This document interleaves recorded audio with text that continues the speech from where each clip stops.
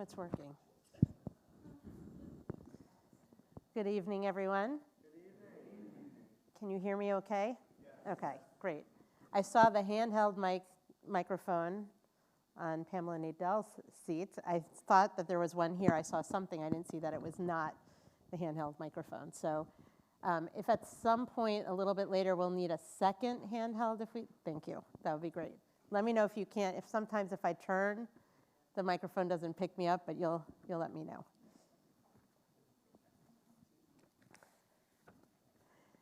So good evening, everyone. I'm Rabbi Sue Shankman. Welcome to Washington Hebrew Congregation and to our Amram Scholar Series. And actually, this is our first Amram Scholar Series of this calendar year. So we're so excited that you are here with us, and we are so grateful to the Hochberg family, to Phil Hochberg and to Marilyn Hammerman and to Abby for being here with us today, as this lecture is sponsored by the Abraham and Frida Hochberg Creative Cultural Fund. I'll tell you a little bit more about that in just a moment.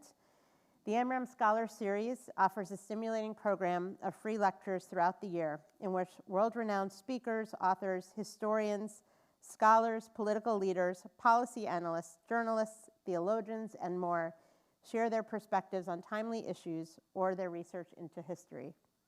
The program traces its beginnings to the fall of 1954, just after Washington Hebrew moved here to our Macomb Street home. That fall, participating in a nationwide celebration marking the 300th anniversary of Jewish settlement in the United States, we launched what would become this widely recognized, usually Sunday morning program, now in its 71st year. We are thrilled that we are able to do this on a Wednesday evening because, as you'll hear, I'll hold that thought for a moment for when I introduce our speaker. As mentioned, today's Amram's lecture is also sponsored by the Hochberg family and the Abraham and Frida Hochberg Creative Cultural Fund. We thank, again, Phil and Marilyn and Abby for their ongoing support of the Amram Scholar Series. Many here know and may remember, and if you don't, we can ask him to say a few words later. Phil was the stadium announcer for the old Washington Senators and a consultant on, yes, and the Redskins, sorry. I usually I'm a Jets fan and grew up in New York Giants. I was not allowed to watch the Redskins as a child, so I had to move here to see them. And a consultant on sports to Smithsonian Associates, as well as a longtime attorney in the sports field.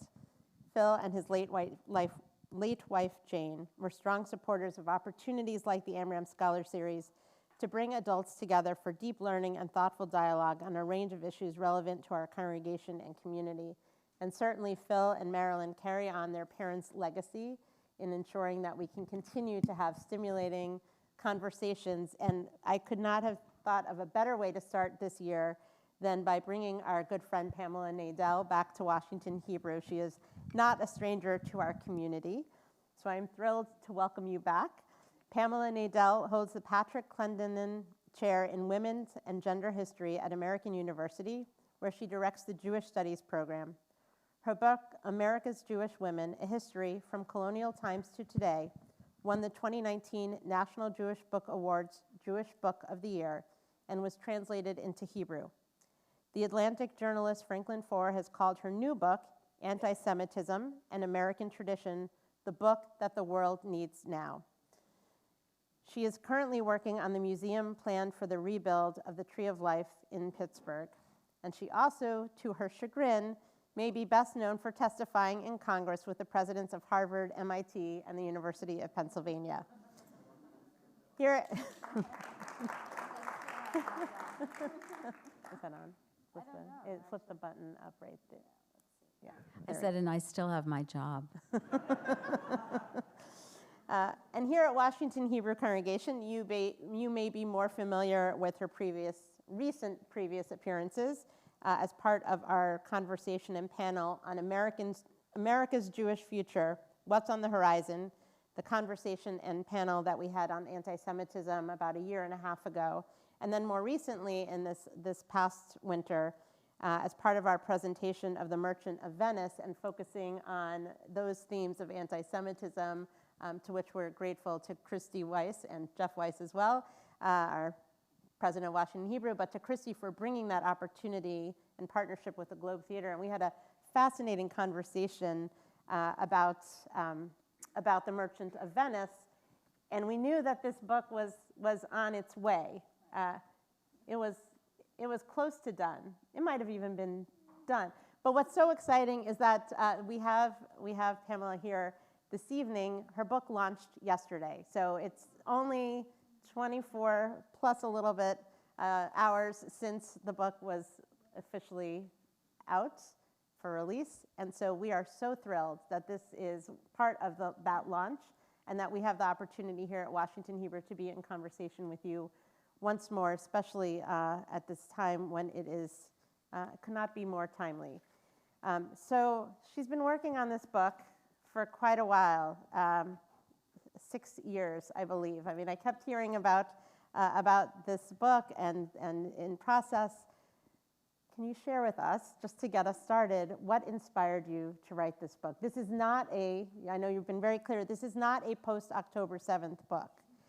This is long-standing, going back to our very roots and our very beginning as the United States of America, anti-Semitism, and American tradition. So what inspired it? So first of all, let me thank you for inviting me. Let me thank you for hosting this and sponsoring it. And also, I think this might be the second time I've spoken in the Amram series, because I was here a long time ago with an early book called Women Who Would Be Rabbis.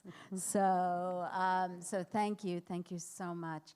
And it's really fabulous to be in conversation with you, and especially to be at a location where literally I was able to walk down from campus tonight, come here. So as you have said, this is not an October 7th book. This is a book that I worked on. Literally, I started it when I was on book tour with America's Jewish Women, my last book. But the inspiration was what happened at Tree of Life. So, like so many of you, and let me back up for a second. The last chapter, the title of the last chapter is A New Litany, Charlottesville, Pittsburgh, Poway, Jersey City, Muncie, October 7th. And I would lay odds that everyone in this room will be familiar with those cities, because they were cities since 2017 where people were murdered as part of anti-Semitic protests. And so like everyone, I was shocked by what happened in Charlottesville. But what was devastating for so many American Jewish historians like me was what happened at Pittsburgh's Tree of Life, the murder of 11 people, worshiping in 3 different congregations at the Tree of Life Synagogue building on October 27th, 2018. And after that happened, a group of historians, American Jewish historians, we began meeting because we wondered, how had we missed this story? Like, we had written scores of books collectively about American Jewish history. None of us had written a book dealing with anti-Semitism. And so what happened was, when those meetings began in 2018, I was at that point finishing up a book. It does take about 9 months at least, once you finish it, to get it out into the world. And when the book went out into the world in 2019, I began asking my audiences during the Q&A if they had ever experienced anti-Semitism. And the stories that poured out stunned me. They poured out with angst and with anguish and with a level of detail that was just simply shocking. And I realized that in that so-called golden age that Franklin Foer had written about, that anti-Semitism had remained a powerful force affecting Jewish life in America. Thank you. And you share some of those stories and references in the book, and we can talk more about that. It's interesting because there are some others who are writing right now as well who reference the way in which, and Sarah Hurwitz is one of them. We talked about her. She'll be an upcoming speaker, but she talks about the way in which that has influenced her Jewish identity growing up, and the messages that we get from the society around us. So we'll come back to Tree of Life a little bit later. But I think many of us think about that golden age. And we know we had a conversation about that based on Franklin Foer's article in The Atlantic, a well-known article. But we think of America as a place with little anti-Semitism. This was the place that so many of our family members came to, immigrated here to escape anti-Semitism in Europe, in Eastern Europe, and also thinking about that the idea of social prejudice, that the kind of anti-Semitism people experience has been minor and perhaps often missed or overlooked or not really understood or recognized as anti-Semitism. Sometimes people might say, oh, it's ignorance, or they haven't ever met somebody who's Jewish before. Did you find that this was the case in those conversations? What became clear, not so much in the conversations where people told me their stories, as you said, some of which, only like a few of which made it into the book, but this idea that anti-Semitism in America is minor because it's only social is something that we as historians have seriously begun to debunk. Because, and one of the events that I write about in the book is in the 1870s, Joseph Seligman was excluded from staying at a hotel. I'm seeing a lot of nods, great. Staying from a hotel, the Grand Union Hotel in Saratoga Springs, New York. And because a place where he had stayed before, and he and his family were told they had adopted a no Israelite policy. Well, that no Israelite policy was actually a violation at that time of the 1875 Civil Rights Act. But Jews didn't want to, and the Seligmans don't want to challenge, although their lawyer did, don't want to challenge that under the Civil Rights Act. And then very quickly, the Supreme Court invalidated the Civil Rights Act because that Civil Rights Act prohibited discrimination in places of public accommodation on grounds of race and religion and other aspects. And the Supreme Court invalidates it, says that basically if you own a hotel, you can do what you want. And that becomes actually a point that I carry through in the book. I write about Bess Meyerson, the first woman to become Miss America, and the anti-Semitism that she encountered after she won that crown, that she encountered during her reign, her tour as Miss America, and how she ultimately ended up working for the Anti-Defamation League during much of that year to fight against anti-Semitism. And that's back in 1945. Would you share, I know Bess Meyerson, I did not know that story about what she experienced. Some of you may, what she experienced on her tour, and that moment that really inspired her to pivot and do this incredible work that she did for ADL. So, she encountered multiple experiences of anti-Semitism. 3 of the 5 pageant sponsors refused to use the Jewish Miss America in their ads, even though that was the reason that they had sponsored that. But she was on pageant tour. She was taken, I forget where, in the South, and she's welcomed by her hostess. She's sent upstairs to get dressed and coiffed. She's coming down the stairs in her ball gown for the presentation, and she overhears her hostess telling her chaperone, there's been a terrible mistake. We cannot have Miss Meyerson at this country club because it doesn't allow Jews. And she goes back upstairs, takes off the dress, gets on a train, in tears, goes home, and waltzes into the Anti-Defamation League offices in New York. When I read that story in the book, it reminded me of a story I grew up hearing as a child. I grew up in New York, right outside of New York City. At the bottom of a street, at the top of the street, there was a country club, and I had grown up knowing that the Waikiki Country Club, at least earlier, did not accept Jews as members. And I also knew every year they had the United Way had their big gala, always held it at this country club.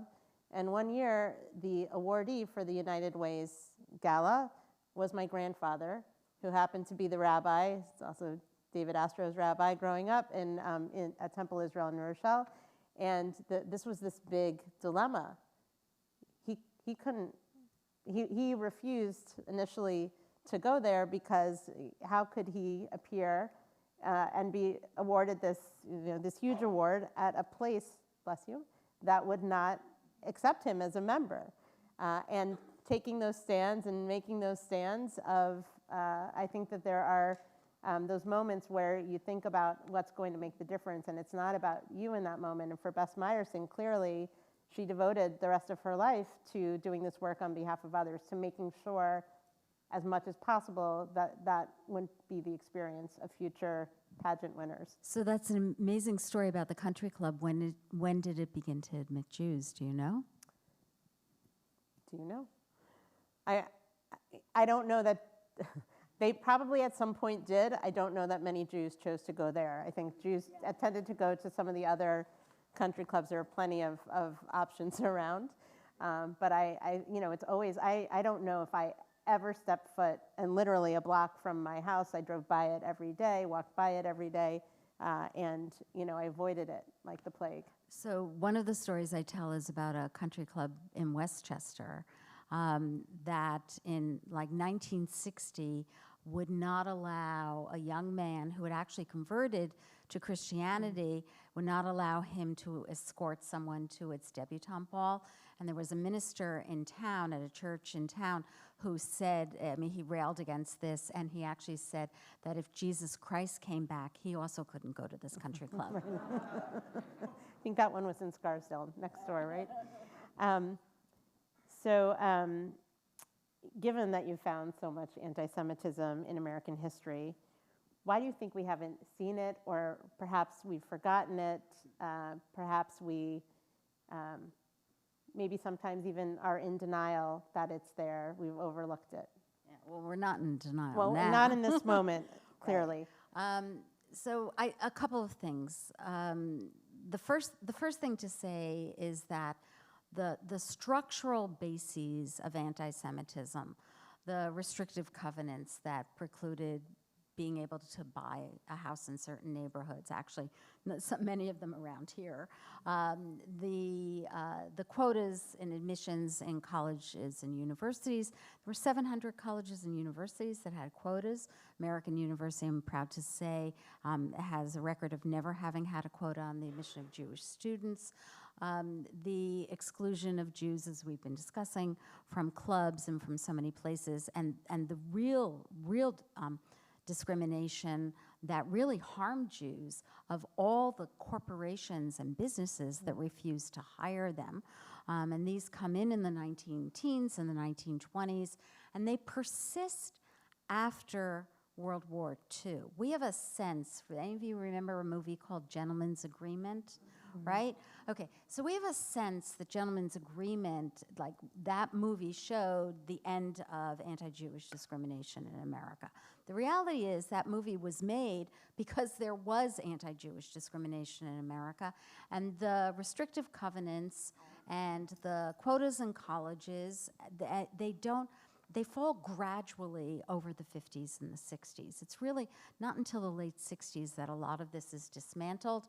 In the wake of federal legislation like fair employment laws, and in the wake of really the 1964 Civil Rights Act, which is the Civil Rights Act that succeeded the one of 1875. So we have a sense, and it's true, those were golden years because these things changed. But what we blocked out were the incidents that showed that they were not golden years, like the series of bombings against synagogues, not just the temple in Atlanta that you may know from Driving Miss Daisy, but against synagogues, against a rabbi's home in the South in the 50s as protests against Jews' involvement with civil rights. The fact that whenever there was something would break out, some kind of violence, everybody always called and said it's just hoodlums. It's just like, they're just like on the fringe. The problem is that because of a new database that I was able to access called newspapers.com that has digitized local newspapers, I could find the stories that had happened locally that had left imprints in the memories of the people I talked to, but that had never made national headlines. When you talked about gentleman's agreement in the book, there was one line that, it wasn't a throwaway line, but I found it to be, I paused for a while to think about someone's comment. I think maybe someone on the crew or who worked on it. I'll let you quote it, because I just found that to be fascinating. Yeah, I mean, the idea was the gentleman's agreement was blowing this open, and then somebody on the cruise says, what did he learn from the film? He learned never to be against a Jew, because it might turn out that he's really a Christian. Because if you remember Gentleman's Agreement, the Gregory Peck character is a Christian who's pretending to be a Jew. Yeah, isn't that an amazing line? Right. Yeah, and I think speaks to very much what I think so many people have been talking about over the last few years in particular, that we've seen this rise in anti-Semitism, but clearly it's been here all along, and is it just that it's become socially, maybe not socially acceptable in certain circles, but it is, there's less of an effort to hide it, that people are really, sort of the gloves come off, or people don't try to mince words anymore and just are expressing how they've been feeling. Essentially, I mean, you didn't use this word, but my students are using it, and I've been using it. Anti-Semitism has now become normalized in America, and it's socially acceptable. And in fact, in many places, in certain kinds of progressive, woke communities, they won't say they're anti-Semitic, but they're anti-Zionist and they're anti-Israel. And I have literally been in conversations with people who have turned to me and said, I'm not anti-Semitic, but I don't believe Israel has a right to exist. And my response is, you and I are never going to agree. And although I don't emphasize it in public, we're not going to agree about either of your claims that you're not anti-Semitic or that Israel doesn't have a right to exist. So you take a deep dive into history, to the history of America from the beginning, and also that the immigration from Europe, that Jews were leaving, and for many of us we know families left, and certainly those big waves of immigration, people were leaving because of anti-Semitism, because of prejudice, violence, discrimination against Jews, and this idea that here in this new Jerusalem, that there was less of that. Could you speak to, from our earliest roots, the way in which the United States, was the United States better than Europe? What was the reality that people found on the ground when they arrived? The United States was different. And I think that's the part that we don't pay attention to as much. And it's why I think also, it's not only that my colleagues and I ignored anti-Semitism, but also in the year 2000, somebody wrote a book called The Death of American Anti-Semitism. And his argument was that by the year 2000, it didn't exist. Moreover, the last really good book on the history of American anti-Semitism by a historian named Leonard Dinerstein, down until 2016, he was still saying anti-Semitism is so insignificant a factor in American life that Jews don't see it, feel it, or hear it. And of course, and that was 2016, he was still publishing that. So what I did in this book, and it's only the last chapter that's the 21st century, is I go back, I'm a historian, I think we need to know the past, and I go back to the moment that the first 23 Jews landed in America. They landed in New Amsterdam. Peter Stuyvesant was the governor. And 3 weeks after they landed, he sent a letter to the Dutch West India Company that owned his colony back in Amsterdam. And in his letter, he called the Jews this deceitful race, such hateful enemies and blasphemers of the name of Christ. That's a direct quote. He also called them usurers, and he wanted to kick them out. And Jews, of course, had been kicked out of England and France and obviously Spain and Portugal, and he doesn't get permission to do that. But it's the Jews who come to America are counting. We don't have the word anti-Semitism yet. It's not invented until the 1870s, but they're encountering anti-Judaism from the moment they enter. Your previous books, which we mentioned, Women Who Would Be Rabbis and America's Jewish Women, really have made you an expert on the history of Jewish women in America. I feel like it was right around the time that I came to Washington Hebrew almost 25 years ago that we first had conversations about women in American Jewish history. How have women experienced anti-Semitism differently from men in the United States? So that's such a great question. I'm so glad you asked it. Well, I actually was, when I was on book tour and thinking about what I was going to write next, I actually was going to write on women and gender and the experiences of anti-Semitism, because nobody's done that. And I ended up actually writing a couple of pieces, but I also got convinced that we needed to know the bigger story, or as my agent said, men will read this book also. But I think that there is a real difference. Men experienced anti-Semitism, especially in the workplace. I have stories by the late 19th century of the sort of what's like the 5 o'clock break. They could work with Gentiles during the day. They might have business relationships with them, but they never went to their clubs, for example, right? Or they couldn't get jobs in their law firms because they wouldn't be able to court their clients because they couldn't go to the country clubs.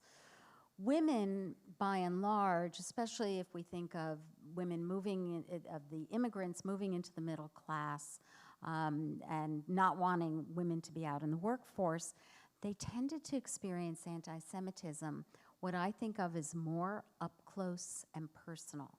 It came from their neighbors, it came from the grocer, it came from the nurse or the doctor that they took their children to, the pediatrician.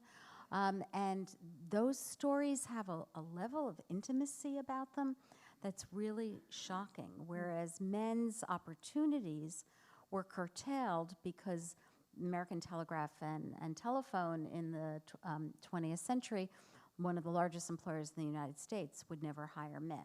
By the way, also women who wanted to be secretaries also came up against ads that said, no Jews allowed, or Christians only.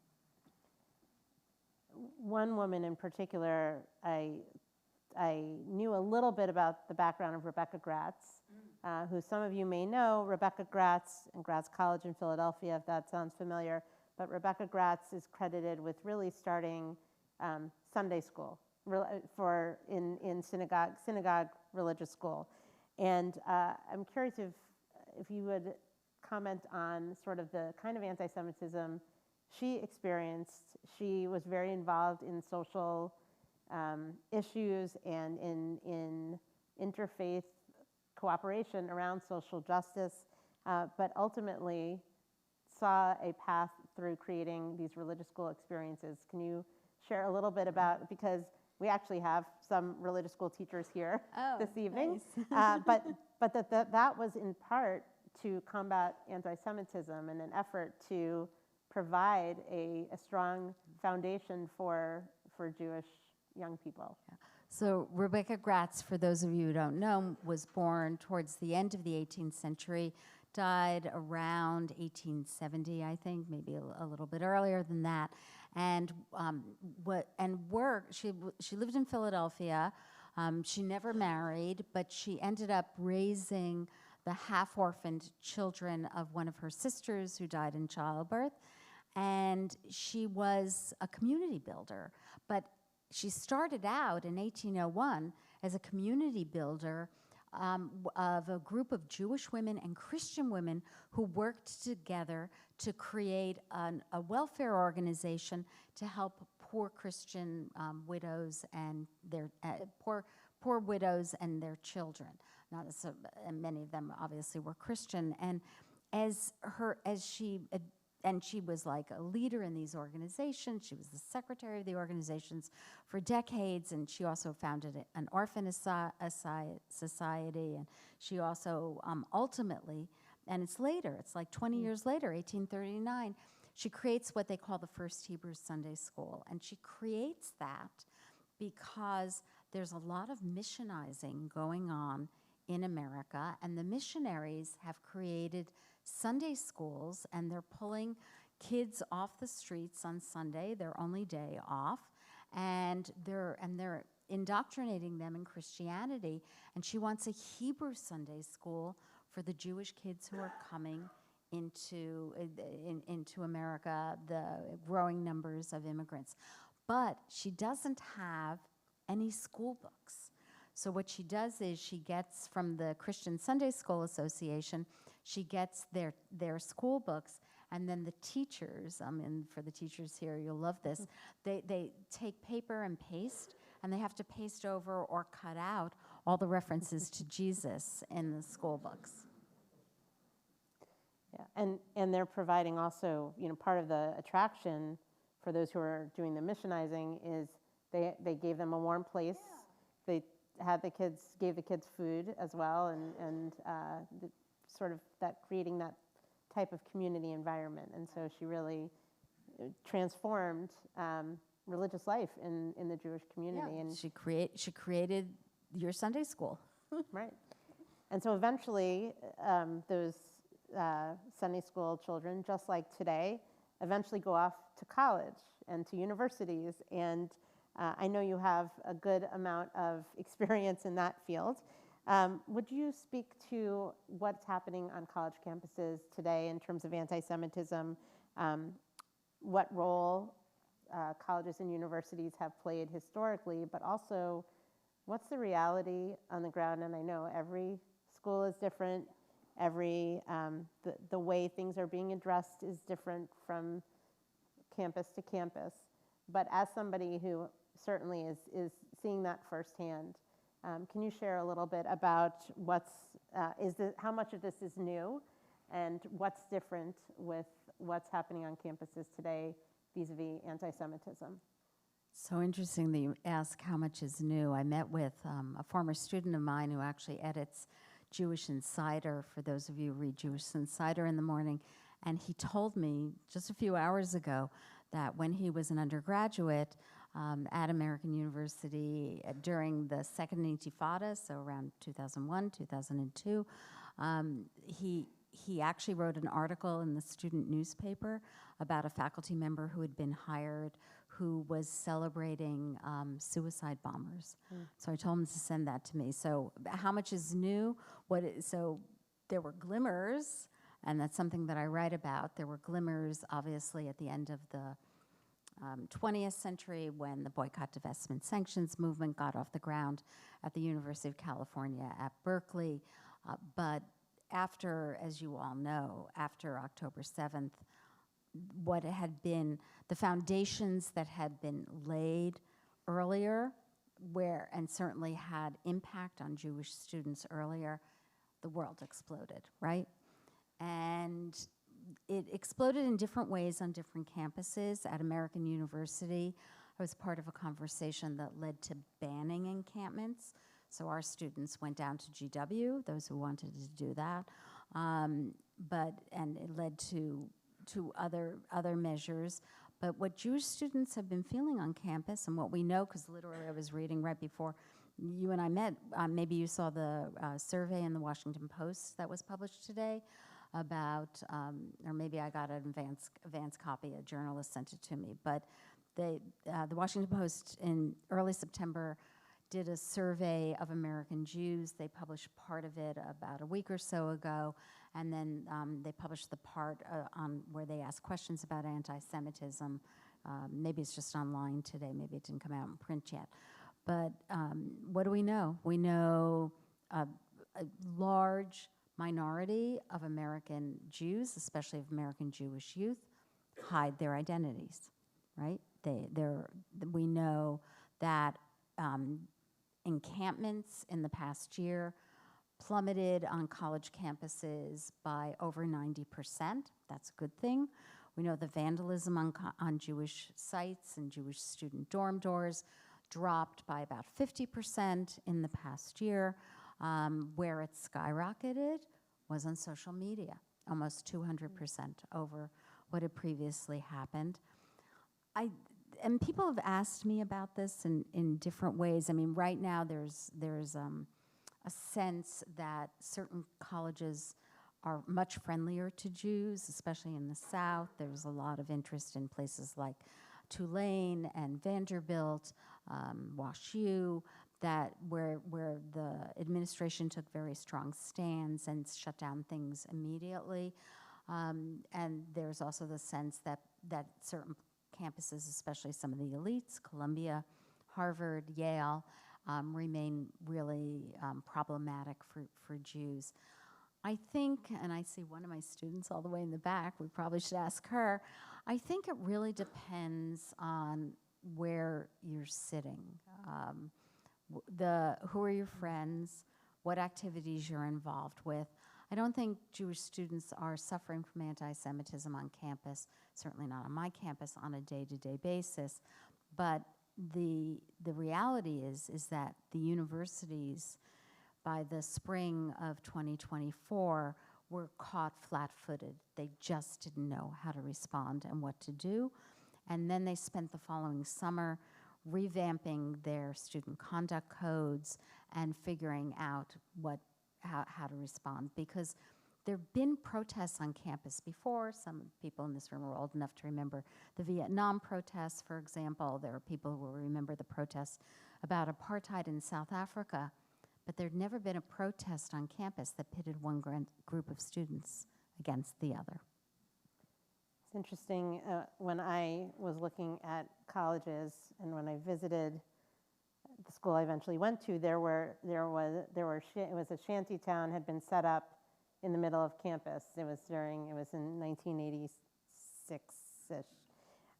And later, it was my senior year, so the fall of 1990, we returned from Yom Kippur to not the school paper, but a conservative off-campus published paper had replaced their masthead, and a quote that was usually on part of that, with a quote from Mein Kampf.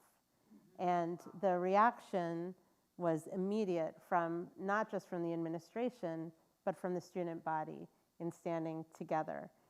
And when we look at many of the campuses today, there is this pitting of students against students. There are students who talk about being afraid to walk through campus, whether they choose not to wear a Magen David or any other outward signs, or T-shirts with Hebrew or a kippah, they're wearing a baseball hat, etc. How has that changed the environment? I know you can certainly speak to American University, but other campuses as well, because you've certainly been involved and heard much of that. How has that changed not just the environment on campus, but the idea of colleges and universities as being these places where we go to have open conversations and dialogue and learning? How do you think that's impacted the actual learning and education that's happening on those campuses? So what's happened on campuses, and I honestly, the problem is the faculty. I mean, the students are, they're there for a couple of years. The people who are there for a long time are the faculty. And what's happened, and there's been a generational shift in understanding about the role of the faculty. So I'm old. I'm of the generation that was taught that my scholarship should be as objective as possible. It should be based in sources, in facts, and not in reinterpretation of language. But there are areas of disciplines, there are certain subjects in the university where the purpose of scholarship was transformed into using one's scholarship to advance one's activist agenda. And by the way, it's going to be impossible to change this. I mean, because because the activist scholars are trained by activist scholars. There are entire areas of particular units where if you're a Jew, if you're committed to Jewish scholar, you're committed to Jewish identity. If Israel is an important aspect of your identity, you're not going to find a home in these disciplines. And so there is real tension on campus around this. The difference and the way campuses responded really depends on how many of those activist faculty are there. So on my campus, we really have relatively few of these activist faculty, and we have very strong Jewish studies program, very strong Center for Israel Studies. We're very fortunate, and so we've been able to respond to these things. But as my colleague at Columbia says, they've got 400 of these activist faculty. What were they doing? They were moving their classes to the encampments, and which then meant, if there was a Jewish student in those classes, they didn't want to go to the encampments, and so that deeply affected their learning. What I think ultimately will happen, I know Sarah Hurwitz talks about generational trauma.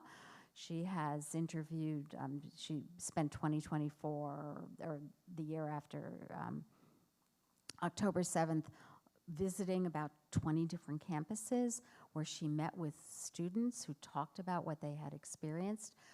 Some historian, 40 years from now, is going to go out and ask their audiences questions about if they ever experienced anti-Semitism, and those stories are going to pour out. They're not going to forget them. Thank you. So I want to go back to our panel in May of 2024, because in March of 2024, Franklin Foer wrote the Atlantic cover story, "The Golden Age of American Jews is Ending." And he meant the years since the late 1960s when American Jewish culture flourished in America, and Jews lived not only at peace with our neighbors, but our presence and contributions were celebrated by those neighbors. And I know the two of you have been in conversation about your book, just that was part of your launch as well. Is that really true? Was there really a golden age, a time without anti-Semitism in America? So I thanked Frank. I met him because I got invited to be in conversation with him here and elsewhere. And I had a lot of conversations, and then 2 weeks ago he was in conversation with me about the book. I thanked him because that chapter in my book is called "No Age is Entirely Golden." And so it was, and I would not have had that if it weren't for that article. So I'll give you two examples. One actually refers to your point about that masthead being replaced with a swastika or a Nazi. The Mein Kampf. Mein Kampf. In the 1990s, nobody's going to remember this except a historian. In the 1990s, part of the Holocaust denial movement decided that it would go after college campuses. And they began placing ads in college newspapers that denied the Holocaust. And it led to enormous debates at different universities. At some universities, the editors of the newspapers refused to accept them. At other universities, they ran the ads, but then they had responses. And it raised the issue of Holocaust denial because the ads were filled blatantly with lies, and it's the kind of thing that Deborah Lipstadt had exposed and then ultimately had to fight in court about. It was often quoting David Irving. And I was at University of Chicago at the Divinity School in 1991, 1992, where they actually had one of the deniers come and speak, and the outrage about, and the debate on campus about how could you have somebody come and who denies the Holocaust, how can you allow that to be on a college campus? And the conversation about free speech, what is hate speech, which was, certainly we've talked about that quite a bit in the last few years, but I just remember thinking, how is this possible? Why, how could they allow this to happen? And what does that say about the future for all the people who are going to go and hear this person speak and think of this as fact? Right. It's unbelievable, right? That free speech is allowed in order to present facts that are not factual, right? False facts, right? But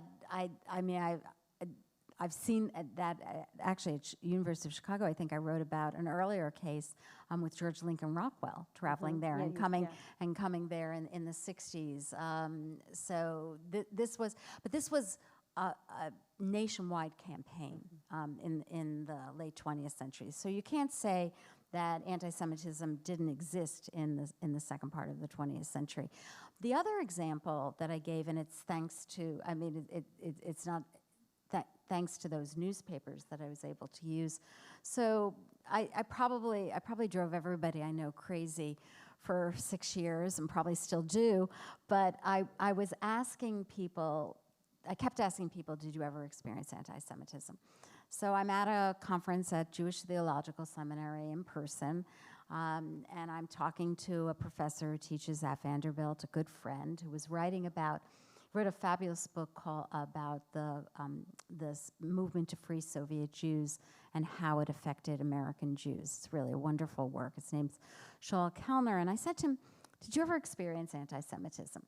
And you know, this is what I would always get, like people's eyes would roll up a little bit because they'd have to think, they'd think back, and he said, well, no, and then he said, well, there was the time that those guys, they stole a bulldozer and they bulldozed down the wall of the brand new synagogue in town. So I go to newspapers.com and I find the story that happens, because I need to verify his memory, and that what he didn't remember was that they had also scrawled on one of the walls they left standing, "Death to the Jews." So the point is that anti-Semitism was there. In that chapter, I also talk about the rising anti-Semitism coming from the left, especially after the Six-Day War. So the anti-Semitism of today was brewing on both sides in that not entirely golden age. You also speak about the way in which Holocaust education has been used to combat anti-Semitism, and certainly we know that here in Washington, D.C., that with the United States Holocaust Memorial Museum, that effort has been, we just saw its 50 millionth visitor this past year. And how much do you think that that's had an impact, not just on Holocaust education, but whether it has actually helped in that fight against anti-Semitism? People have to make the decision to come here. It's sort of self-selecting if you're going, unless you're on a school trip. People have to make that effort to come. And I would imagine that many of those who we'd want to have receive that education aren't making the choice to. And I believe you also cited that I think it's 25 states maybe now have, 25 states have mandated Holocaust education. And we certainly have within our congregation and here tonight someone who knows this work very well at the United States Holocaust Memorial Museum, and many of you have been involved. But what about those other 25 states? What can we do to ensure that education can be part of the solution to the anti-Semitism that we're seeing, the rise in anti-Semitism, the brazen, open anti-Semitism on college campuses and places where there should be that education? You've already talked about the faculty, activist faculty, who's made that more challenging. But what can we do to ensure that those messages are shared, are sent out, that education is happening? This is the $64,000 question, right? How are we? We're hoping you have the answer. And if I have the answer, I'm going to get a new job. So some of you read The Atlantic, so you know that Dara Horn wrote an article about Holocaust education and the problems with Holocaust education.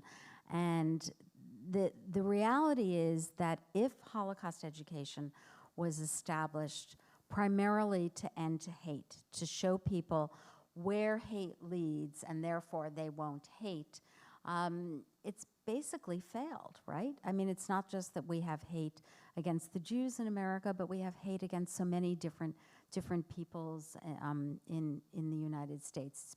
Hate has been amplified as something that is acceptable. Even thinking of the Charlie Kirk funeral, where his wife said that she would forgive the murderer, but the president said that he doesn't forgive his enemies, hates his enemies.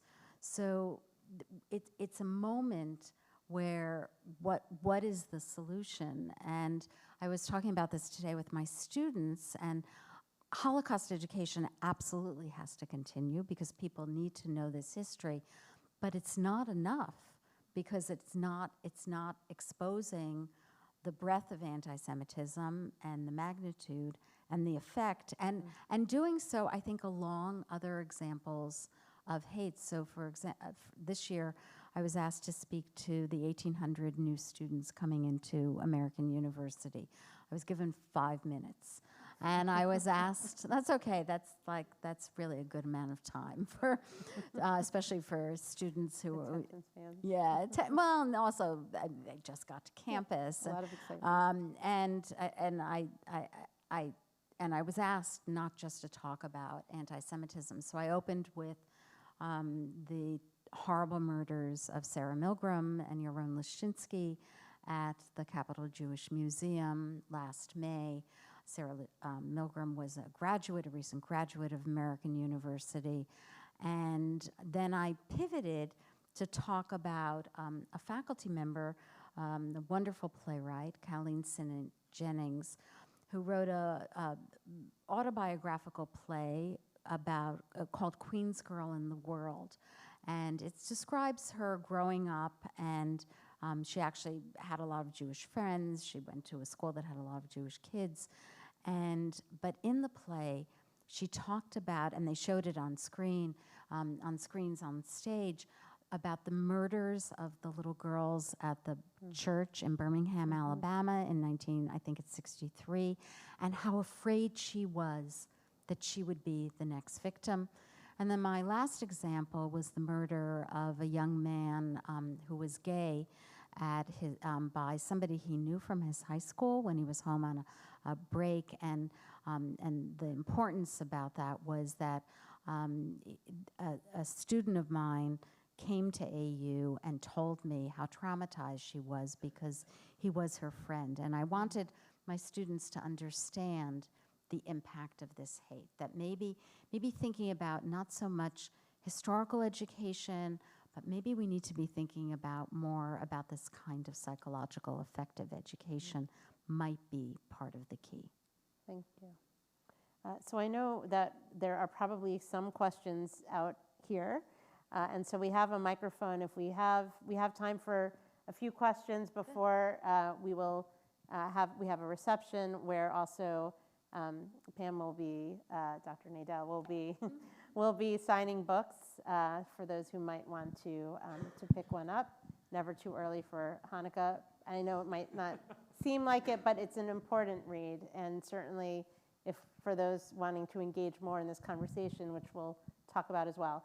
But we do have a microphone, so we do have time for a few questions. Hi, I'm Janine Rethi. Thanks for coming. My question is, this new edition of anti-Semitism, especially amongst young people, seems to be cloaked in the cape of social justice.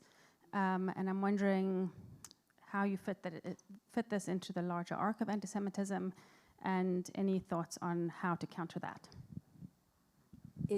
So your observation is completely correct. It is cloaked in the idea of social justice, that what one has to do in order to join the Beekeeper Society, and this is literally an example that happened on my campus, is to renounce Zionism and renounce Israel, and if you do that, then you're a Jew who's been saved and you can join the organization. And these ideas that in order to be properly, to advance social justice, what you have to do is to stand up for the Palestinians, and we've been seeing that not just on campuses, but we go back to the women's movement. Actually, I take it back to the women's movement of the 80s, but of course it was very evident in the women's movement after the first Trump election. And the problem is that the Jews have been, Israel has been, and the Jews aligned with Israel have been completely demonized as, and we have a Holocaust inversion. The Jews are accused of being Nazis, and the new Jews are the victims, the Palestinians. And so we have a lot of work ahead of us, maybe now that there's a ceasefire.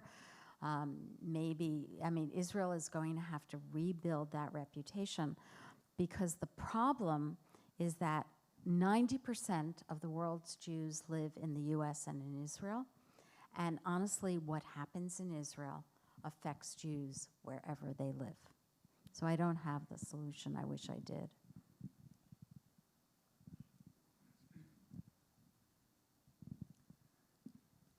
So what is curious to me about the current one of the current iterations of anti-Semitism is that the failure to deal with it on college campuses is being used as a cudgel by the Trump administration, and as you saw firsthand at that hearing, by the Republican Party.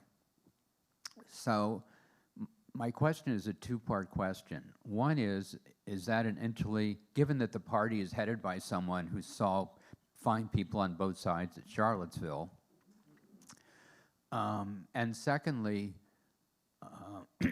how intellectually honest is that? And the second part is, is there some school of thought that says, well, we don't care who's helping us, if it's the Republicans beating up on campus, if they want to fight anti-Semitism, that's okay? So the current administration's assault on the universities was long planned. In 2021, J.D. Vance spoke to a conservative convention of some kind where he literally used the word attack. Like he said, if we get into power, we're going to attack the universities. Nobody will remember that I actually testified in Congress the month before that hearing with the university presidents.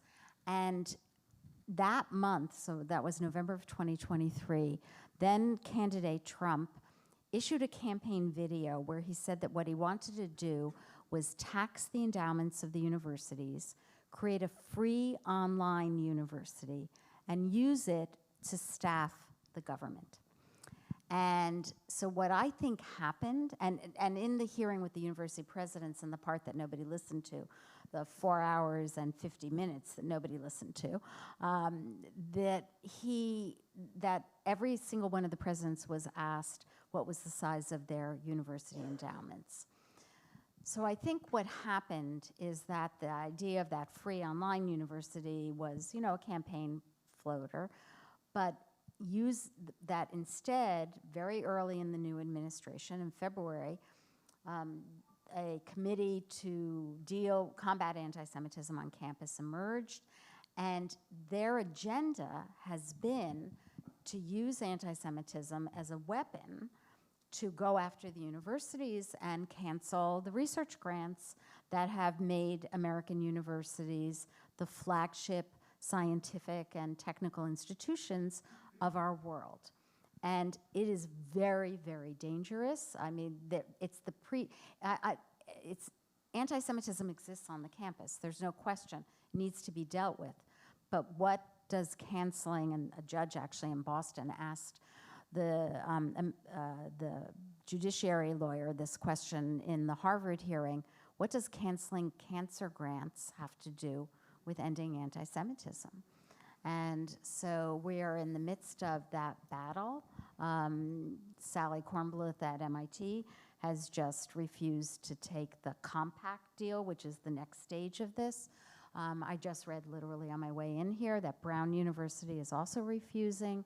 But we are in a moment where if the defunding of American universities by the government goes forward, in the end, Jews are going to be blamed for it because the pretext for that defunding and that destroying the reputation of these universities was that Jews are being persecuted.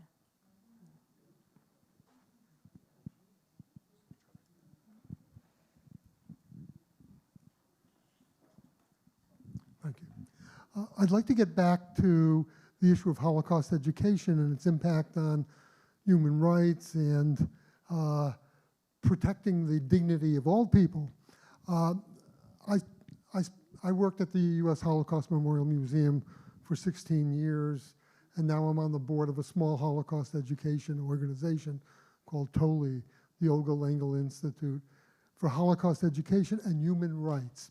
And the reason why it has that tag on there of human rights is really because we can learn about how to treat people today and how to fight against bigotry, including anti-Semitism, through Holocaust education. And I've spoken at seminars all over the United States and in Europe and find that the teachers, these are seminars for teachers, that the teachers who are not Jewish for the most part are very much interested in figuring out how they can use the history of the Holocaust or the literature of the Holocaust or the examples of human or denial of human rights at that time, as well as what was happening in the United States at that time. And I speak a lot about American diplomacy in the 30s and 40s, where I call it the good, bad, and the ugly. The United States government really promoted the denial of refuge to people who needed it so badly. So this is something that I think can be used, Holocaust education, in a way that's not just about the Holocaust. It's about today. And as you talk about anti-Semitism, whether it's on campuses or in country clubs, and I spent some time in Florida, there's still country clubs in Florida today that deny rights of membership to Jews. What is it that we can do to improve the situation? The $1 million question again, or $64 million question, is that right? Yeah. What is it we can do? I mean, the Jewish community has recently created all sorts of initiatives to deal with anti-Semitism. Robert Kraft runs these amazing ads on various sporting events, right, that you know about. And you are right that linking Holocaust education and human rights broadly is really, really critical. And I think we're all feeling like, what can we do? So I'm sitting with a rabbi, I'm going to say this. I heard a terrific sermon on Yom Kippur as Ari Lorge's sermon made the rounds. Not fully. Not fully. Oh, So I do belong to a synagogue. My husband went to yeshiva, and I was in Nifty, so we're at a conservative synagogue. But because of COVID, I started to go to Central Synagogue in New York, and he preached about the psalm that says, "Those who plant in tears shall reap in joy." And it's resonating with me. You'll probably hear this when I'm at the CCAR, because I've really been thinking about it, that what we do now, we may not see the fruits of, but we have the obligation to plant the seeds, and that maybe we can begin to start the path towards change. I thought it was great. That's beautiful, and so I'd love to use that as part of the final question, which is, as someone who's planting those seeds among your students and on college campus, what gives you hope? Many of us are thinking about whether we are watching children and grandchildren navigating all of this on campuses, but what gives you hope for the future in terms of how we can, we may not solve it overnight, but as we are thinking about farther down the line, what do you foresee? What do you hope? I mean, I take hope from my students. My fabulous program leader from my back there, Ella Rubenstein, took a course called Antisemitism Enduring Hatred, and then sat through the entire class again to help the next group of students. I have some amazing students who are doing really important work and who will go on to do important work. And so educating them about this and letting them take that forward, that's where I have hope. Thank you. Thank you, Pamela Nadell. Thank you. Thank you again to the Hochberg family. We will continue to have conversations over, certainly not just this year, but we will be having additional conversations about anti-Semitism, about how we as a community, as a congregation, navigate, learn not only what's happening, not just on college campuses, but learn from each other, share with each other, but also think about the steps that we take. We'll be doing work as we have in partnership with organizations like the ADL, with the United States Holocaust Memorial Museum and others, to ensure that we all have the tools that we need to respond, whether it's in conversations with our neighbors, whether it's responding to incidents in the community, and whether it's thinking about what we do with what we hear out in the world. And certainly, we hope that Washington Hebrew will continue to be a place where we can talk about not just anti-Semitism, but additional other important issues that are that we're confronting each and every day. So we look forward to bringing more of those opportunities. Our doors are always open, whether there are concerns and issues that you are facing. We know we've also, we have a lot of American University students who not only teach at Washington Hebrew, but come to Washington Hebrew, are part of our community, and if you would like to be among those who help make sure that they, and ensure that they have local family, our congregation has certainly been a place that has provided home hospitality, opportunities to connect and provide that safe space and a sense of home while students are here in our area, just as we hope that on other campuses across the country, our students from Washington Hebrew are finding that sense of connection and people who will support them in those communities. I want to thank all of you for being here this evening. I want to share a thank you to Ira Miller, our Director of Programs.